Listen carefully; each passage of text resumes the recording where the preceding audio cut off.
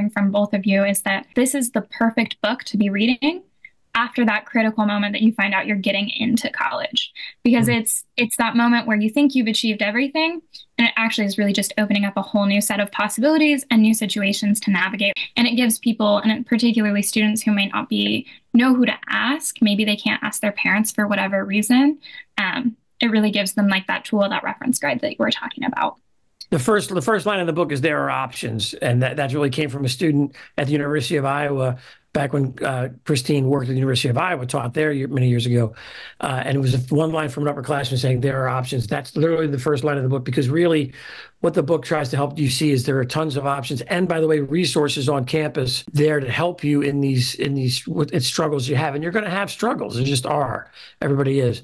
So that's what I love about the Freshman Survival Guide, because what you did years ago was open up a place for students to ask the questions, students to answer them from their own perspectives, but none of these is a sort of one size fits all response. And this is really the difference between understanding your goal and understanding your sense of larger purpose, because the goal is to get into college. But your larger purpose, the meaning that you derive from the experience, well, that comes from the growth process, that comes from learning, that comes from asking the questions. And yet, when we're just so focused on the goal, then we need to actually help young adults in that transition. So I love the idea of, great, you're in.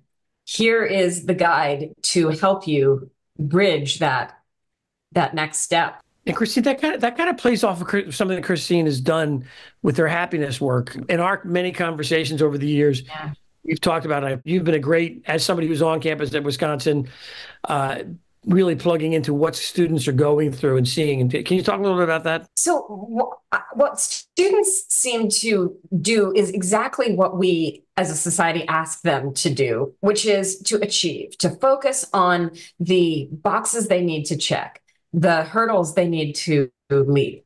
And then, since we tend not to encourage them to ask why, often they don't ask why until it's too late.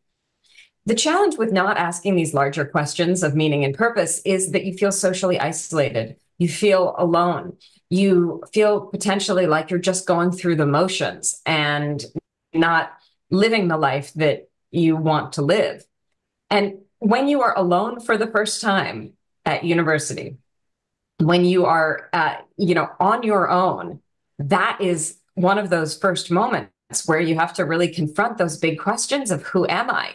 Who do I want to be? What do I believe? Not what my parents want me to believe, or not the rules that other people are putting on me.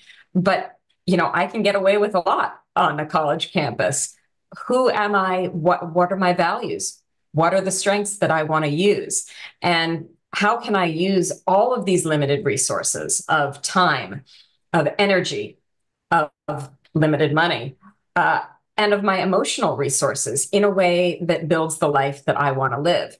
And when I teach this in my classes, I don't expect young people to have an answer, but asking the questions and making the space and the place to ask the questions is so important.